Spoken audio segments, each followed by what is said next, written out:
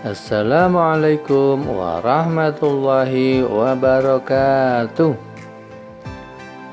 Anak-anak, bagaimana kabar kalian hari ini? Semoga anak-anak selalu dalam keadaan sehat dimanapun berada. Sebelum kita mulai belajar, marilah kita berdoa terlebih dahulu. Berdoa mulai. Selesai. Pada kesempatan kali ini, kita akan belajar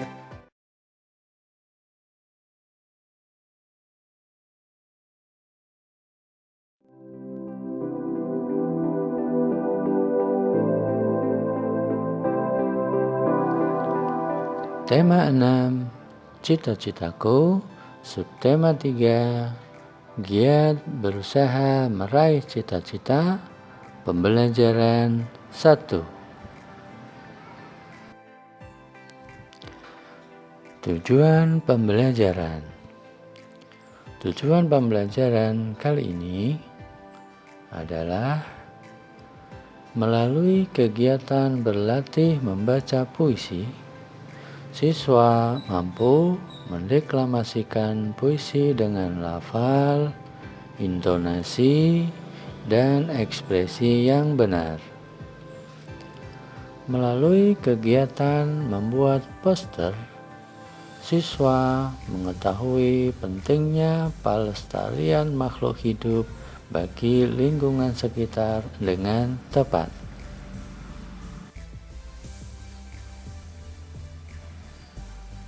Silakan simak percakapan dua orang ini. Semua cita-cita membutuhkan usaha yang keras dan pantang menyerah. Bahkan terkadang kamu harus melakukannya lebih keras dibandingkan orang lain. Sudahkah kamu menentukan cita-citamu? Tentunya kamu harus melakukan sesuatu untuk mencapai cita-cita tersebut, bukan? Nah, jadi kalau kita punya cita-cita, ya kita harus melakukan, harus mempertahankan, harus berusaha untuk mencapai cita-cita agar cita-cita kita dapat terlaksana. Sekarang coba kalian lihat, kalian simak, kalian perhatikan gambar berikut. Setelah kalian perhatikan gambar tersebut, sekarang silahkan simak paparan dari si pendekar Kali Pasanggerahan. Si pendekar Kali Pasanggerahan. Keinginan untuk kembali melihat Kali Pasanggerahan di Jakarta yang bersih membuat H. Khairuddin atau yang dikenal dengan Bang Idin berpetualang menyisiri bantaran sungai tersebut. Kali Pasanggerahan yang dulunya tempat ia bermain air bersama teman-temannya telah berubah menjadi kali yang kotor, penuh sampah, berwarna hitam dan bau.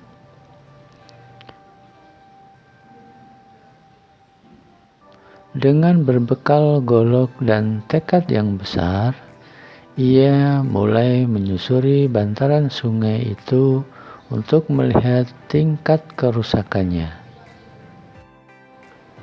Ia pun mulai membersihkan sampah-sampah yang menutupi sungai tersebut.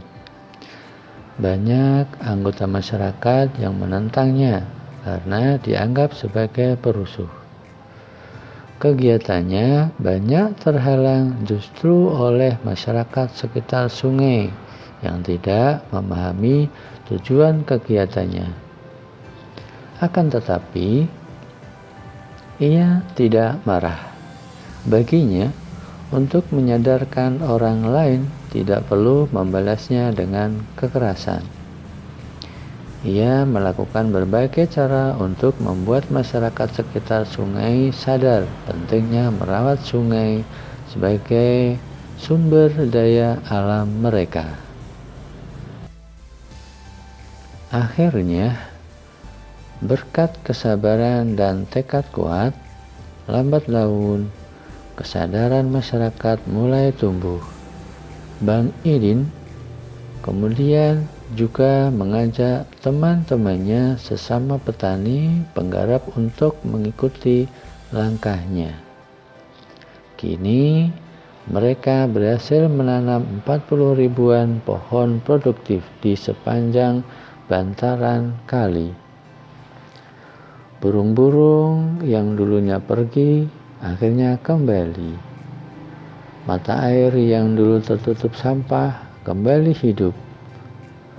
Air kali Pesanggerahan ini kini sudah normal kembali.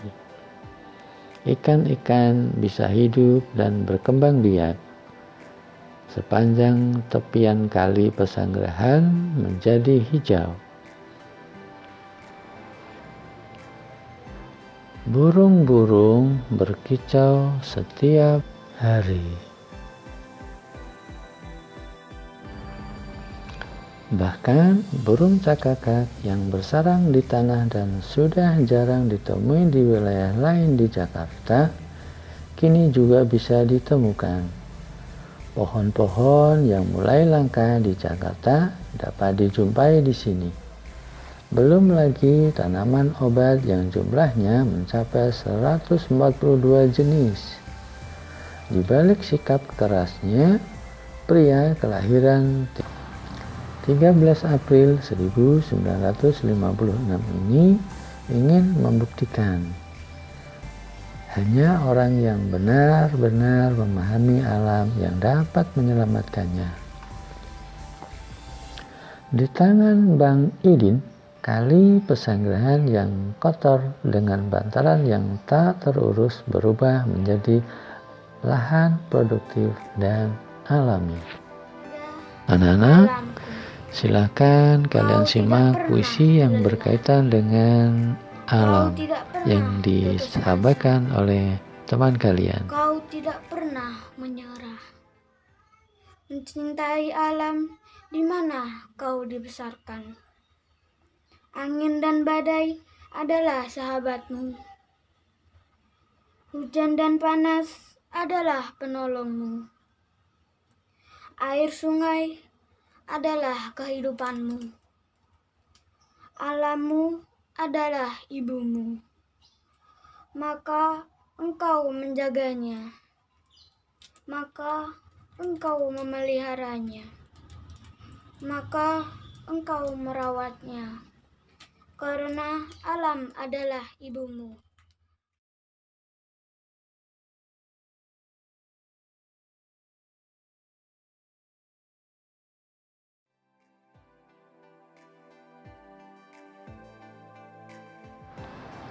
Ya, itulah tadi puisi yang dibawakan oleh teman kalian.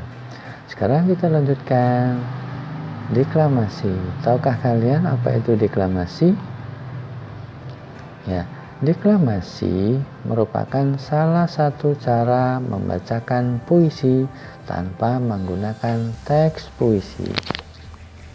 Biasanya orang yang mendeklamasikan puisi harus menghafalkan terlebih dahulu. Membaca puisi memerlukan pelafalan yang jelas dan intonasi yang tepat. Selain itu, pemenggalan kalimat juga harus diperhatikan. Dengan demikian, puisi tersebut akan enak didengar dan mudah dipahami isinya. Ini akan Pak Guru sampaikan ya, cara pemenggalan deklamasi atau berpuisi. Garis miring 1, itu artinya berhenti sebentar untuk bernapas. Biasanya pada koma atau di tengah baris.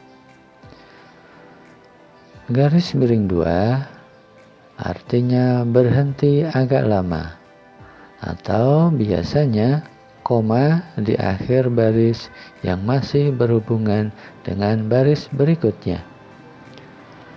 Yang ketiga, garis miring 3 artinya berhenti lama sekali, biasanya pada titik baris terakhir atau pada akhir puisi.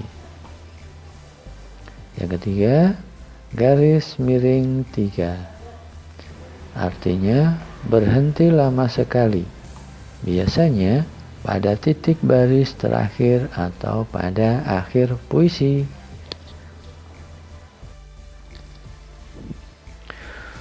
Puisi atau sajak dapat dibaca dalam hati atau dengan suara yang keras.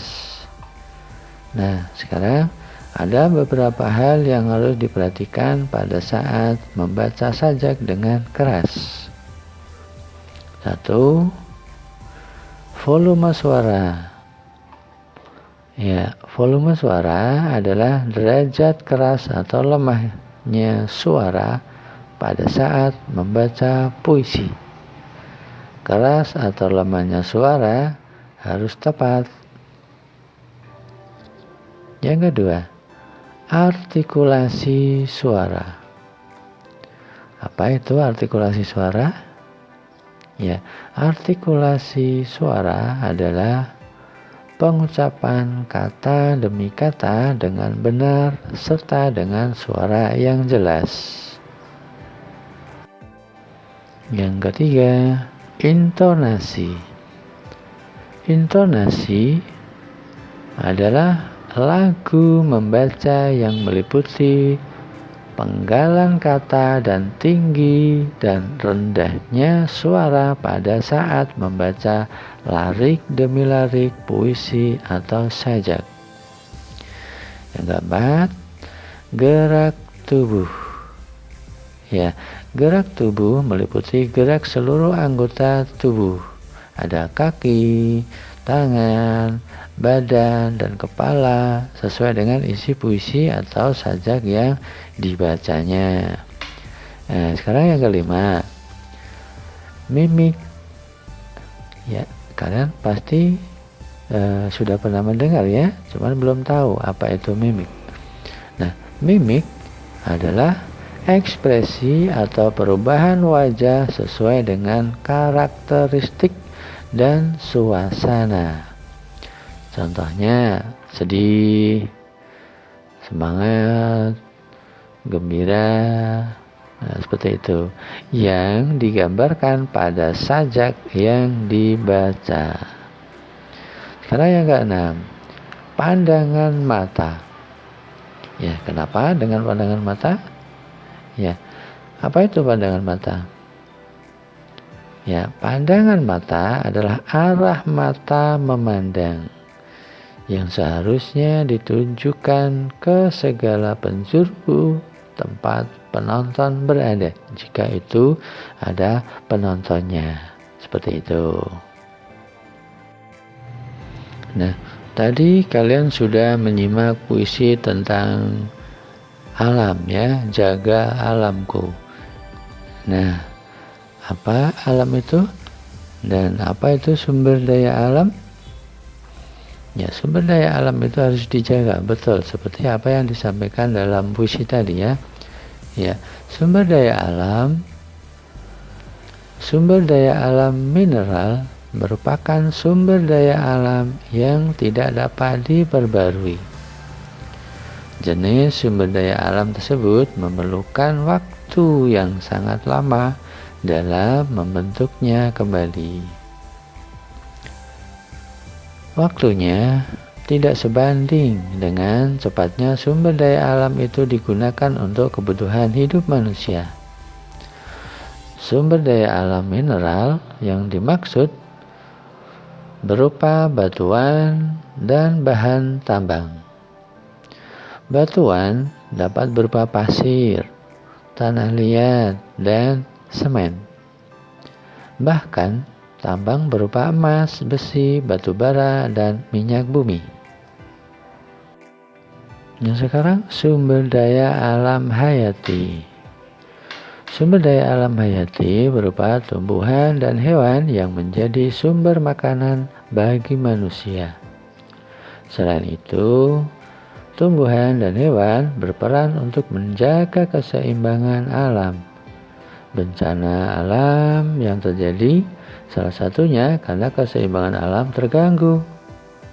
Banjir di Jakarta karena sungai-sungai yang tidak dipelihara dan dijadikan tempat pembuangan sampah. Hal ini menyebabkan kerugian yang sangat besar, baik bagi manusia maupun bagi makhluk hidup lainnya. Alam dan sumber daya alam memang harus dijaga agar lestari. Semua orang dapat melakukan sesuatu untuk menjaga dan memeliharanya. Jika alam rusak, manusia dan makhluk hidup lainnya akan kehilangan tempat tinggal dan sumber kehidupan. Oleh karenanya, manusia harus berusaha menjaganya. Salah satunya adalah dengan mengampanyekan usaha sederhana memelihara lingkungan melalui poster. Nah, sekarang contoh poster. Contoh poster yang bisa dibuat untuk menjaga alam ya. Nah, kalian perhatikan ini. Jangan lupa buang sampah pada tempatnya. Itu ada tulisan seperti itu. Terus ada orang yang membuang sampah, ada bak sampahnya juga. Nah, terus bawahnya ada tulisan sayangi bumi kita. Itu pesan ya. Jadi dengan poster ini orang akan membaca, oh itu maksudnya mengajak kita untuk menjaga alam, seperti itu. Yang satunya bumiku rumahku. Nah itu maknanya luas sekali itu ya. Artinya apa? Ketika bumi kita indah, bumi kita subur, berarti rumah kita juga indah, rumah kita juga enak ditempati, dihuni, seperti itu. Kalau bumi kita rusak, maka ibaratnya rumah kita juga rusak. Akhirnya kita menempatinya juga tidak nyaman, seperti itu.